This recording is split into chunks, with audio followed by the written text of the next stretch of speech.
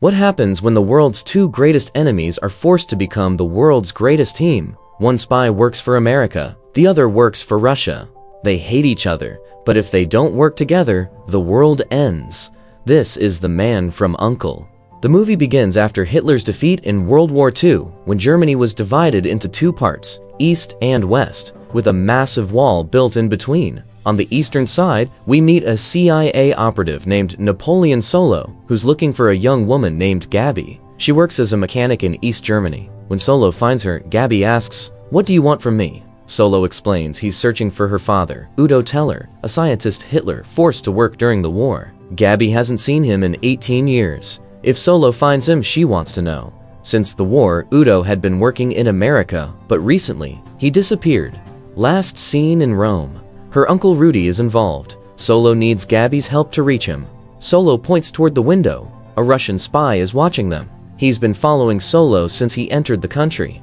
Solo gives Gabby two options: leave with him now, or wait for the Russians to catch her and start asking questions. Gabby thinks it over and decides leaving is better. She doesn't want to die at the hands of the Russians. She takes out the car while Solo hides in the back seat. At a traffic light, the Russian spy pulls up next to them. Solo sees one hand on the steering wheel, the other must be on a gun. He tells Gabby to speed away when she hears a shot. Solo pops up and fires twice. The spy dodges and the chase begins. Gabby drives fast, but the Russian keeps up. At a construction site, Gabby tricks him. She goes on to another road and parks while the spy goes straight. Solo knows he'll come back. Before getting out, he explains the plan to Gabby. Outside, Gabby hides on the pavement. The Russian reverses searching. He sees her shadow and chases again. Solo comes out from behind and fires twice at the driver. The car crashes. Solo thinks he killed the spy. Gabby turns the car around and picks up Solo, but the spy survived by lowering his seat. Now he chases them on foot trying to stop the car. Gabby tells Solo to shoot him. Solo says, "I don't feel like it. I want to see what this guy will do." The spy rips off the back part of the car. They escape, and Solo tells Gabby to drive into a narrow alley. The car gets stuck mid-air. Solo says, "We've reached exactly the right place." From the car window, they enter a building and run toward the roof. The spy keeps chasing. A truck arrives on the other side of the wall. Solo signals and a rope is thrown over. They reach the other side. When the spy gets on the rope, Solo makes the truck reverse. The rope goes slack, and the spy gets stuck in the middle. The story goes back to explain who this operative is. His name is Ilya. His senior officer Oleg briefs him about Solo, America's most incredible spy who escapes every Russian trap. The next morning, Solo meets his senior, Sanders, in a public washroom. Suddenly, Ilya comes from behind and surprises Solo. A fight breaks out. Oleg arrives and stops it. Later, all four meet in a restaurant. Sanders reveals that Uncle Rudy is teamed up with Nazis who are forcing Udo to build a nuclear weapon. The company owner is Alexander, but his wife Victoria is actually running everything. Neither America nor Russia wants a nuclear weapon in private hands. So agents from both countries will work together. They'll use Gabby to enter through her uncle, find Udo, and get the research. Solo and Ilya are left alone. They don't get along. Both dug up each other's history. An argument breaks out and Ilya leaves in anger. The next day, Gabby is shocked to see Ilya at a clothing store. Ilya will pose as a Russian architect, and Gabby has to act as his fiancé. Gabby doesn't like this. Solo explains this is crucial for the mission. She'll introduce Ilya to her uncle in Rome, while Solo gets close to Victoria as an antique dealer. Gabby has no choice but to accept. All three reach Rome. At the hotel, Solo sees two men following Gabby and Ilya. He tells Ilya that Rudy will test him. "Take the beating. Don't go crushing them." Soon, two thugs find them and try to rob them. Ilya takes the hits until they steal his father's watch. Then he gets angry and takes them down. Back at the hotel, Gabby calls Uncle Rudy, who invites her to the company's anniversary event. Later, Gabby and Ilya argue. For a moment, it seems they'll kiss, but Gabby falls asleep, drunk. Solo is flirting with the hotel receptionist. Later, he finds microphones in his room. He confronts Ilya, but Ilya had also found all the mics Solo placed. Before the event, Ilya puts an engagement ring on Gabby. At the event, she introduces Ilya to Uncle Rudy. During the conversation, Rudy says things Ilya doesn't like. He leaves in anger. Gabby mentions her father. She wants him at the wedding. Rudy says he doesn't know where he is. Solo steals an invitation and enters through the kitchen. A guard notices and stops him. Solo pretends he forgot the invitation. A fight breaks out. Solo takes a punch and shows the invitation. Victoria apologizes. Solo stumbles and falls onto her. Later, Victoria realizes Solo had stolen her necklace and watch. Solo tells her he acquires rare things for clients. Victoria is very interested. Meanwhile, Ilya goes to the washroom where three guys won't move aside. They tell him to go elsewhere. Ilya's anger boils over and he takes them down. Solo sets up a meeting with Victoria. Ilya takes photos on radiation-sensitive film, proving Victoria and Rudy are building a nuclear weapon. The company has already gathered uranium. Solo says they'll talk tomorrow, but shortly after, Solo is outside the factory. As he's about to cut the wires, he sees Ilya next to him. He asks, "Weren't you going to sleep?" The lights go out. Ilya says they have 10 minutes before the generator is fixed. Solo cuts with his American pliers. Ilya cuts the same wire in seconds with his tool. Inside, they see a door with 2 locks. Solo opens them. While investigating the lab, a guard comes and they hide. Ilya's eyes fall on the guard's watch. He thinks it might be his father's. He strikes the man, so he passes out standing.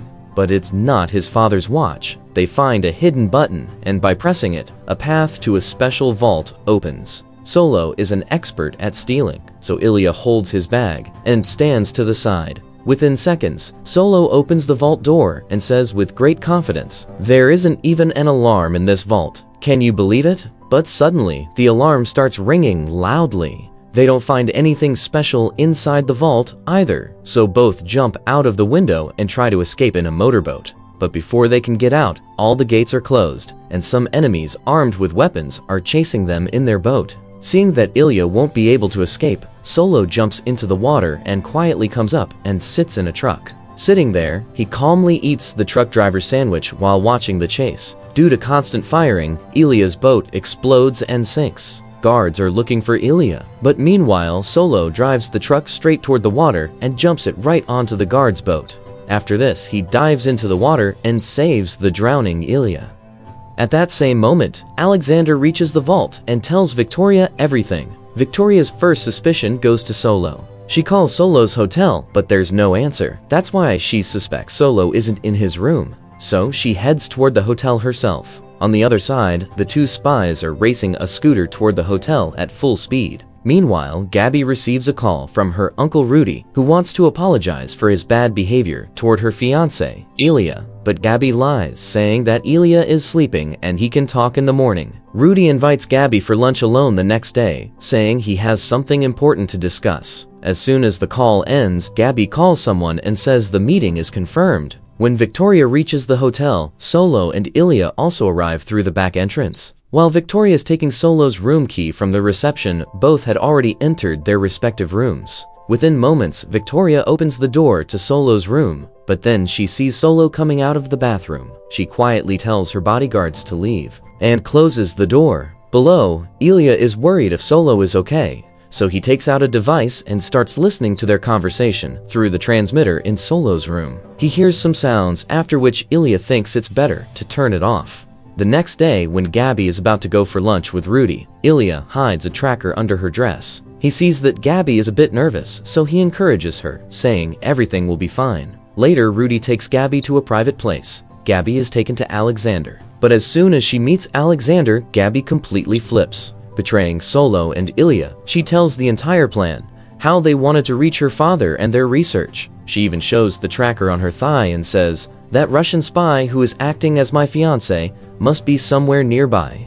Hidden in the forest, Ilya is stunned to hear this and immediately starts running from there. At that same moment, Rudy also leaves to make a phone call. At the same time, Solo reaches Victoria's office, where Victoria tells him, "I'll be back in 5 minutes. Until then, make yourself a drink."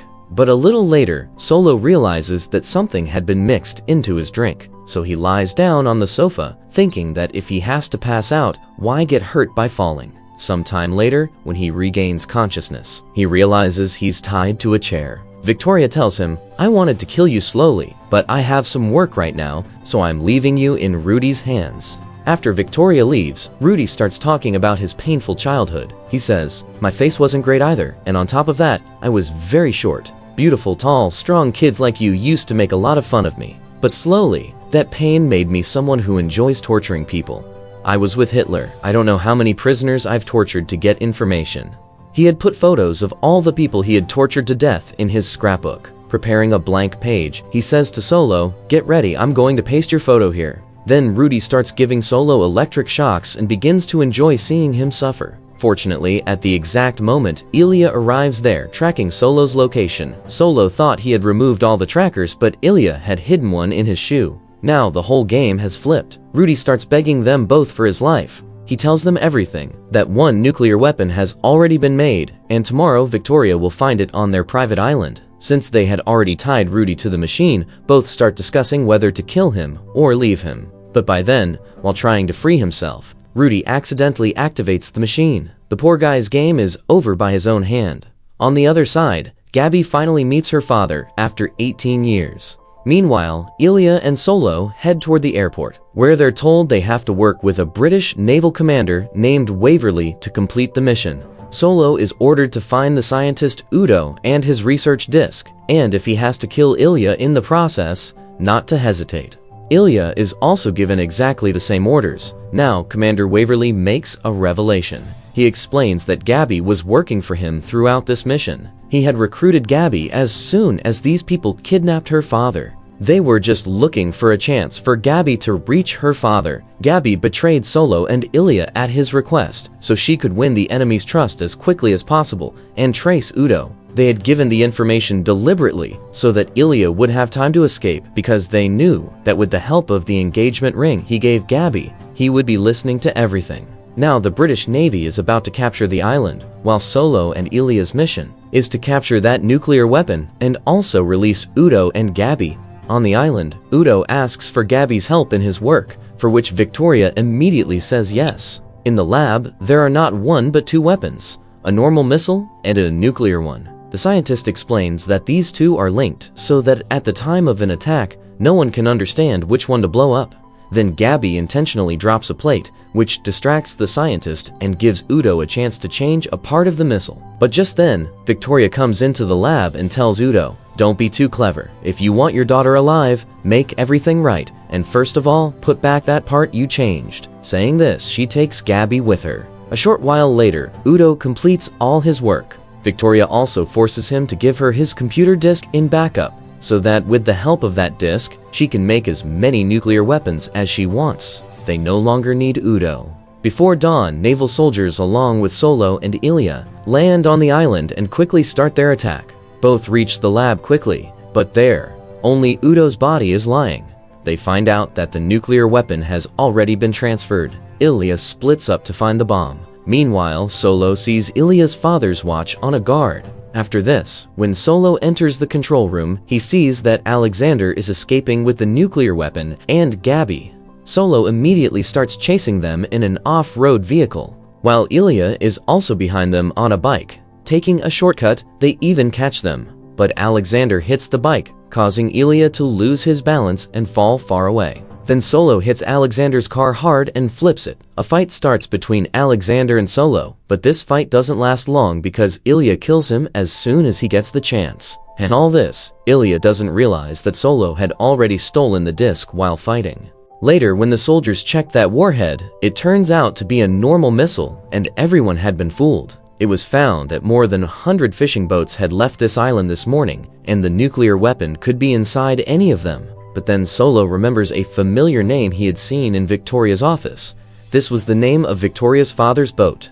When they check the list, they find the boat with that name. After this, they quickly contact the radio on that boat, where the captain starts saying, "I don't know anything about this. There is no Victoria here." But then Solo, in an attempt to irritate Victoria, mocks her, saying, "We killed your husband. He was so pathetic. He couldn't fight me for 20 seconds. Hearing all this, Victoria finally comes on the radio and threatens, "I will kill your whole family within a year." Actually, this was a move by Solo. He wanted to keep Victoria engaged in talk so that the Navy would get a chance to trace the signal and find her location. Now he suddenly tells Victoria, "You won't be able to kill my family because your own game is about to be over in a few seconds." Seeing the missile coming toward the boat, the crew members start jumping into the sea. As soon as Victoria looks toward the sky, the missile blows up the entire boat. Since that nuclear weapon was not activated yet, There was no chance of it exploding. The next morning at the hotel, Gabby apologizes to Ilya, saying, "I didn't tell you my plan." But Ilya says, "I can understand." Gabby wants to return the ring he had given her, but Ilya puts the ring back on her and says, "Keep it as a souvenir." Then just as they both are about to kiss, a phone call comes in which Ilya is told that the disc is with Solo. Acquire it and kill the American spy. Ilya doesn't want to do this at all because Solo had saved his life. Even without wanting to, he had started considering him a friend. When he goes to Solo's room, Solo is packing his bags. Ilya can clearly see the hidden disc under the clothes, and Solo has also read the expressions on Ilya's face. Suddenly Solo throws something toward Ilya. It's his father's watch, which is very dear to Ilya. Ilya says to him, "You know what my mission is?" "Yeah, I know. The same as mine." Then we see both of them talking to each other with drinks in their hands. Something is burning on the table. It's that same disc. Now, when the disc itself won't exist, there's no question of it falling into the wrong hands, and they won't have to kill each other either. Then Waverly comes there and says, "I need both of you for the next mission. We're forming a special squad by combining spies from different countries whose job will be to complete extremely dangerous missions. If you made it all the way to the end of this story, hit that like button and subscribe. We've got plenty more incredible stories coming your way. See you in the next one.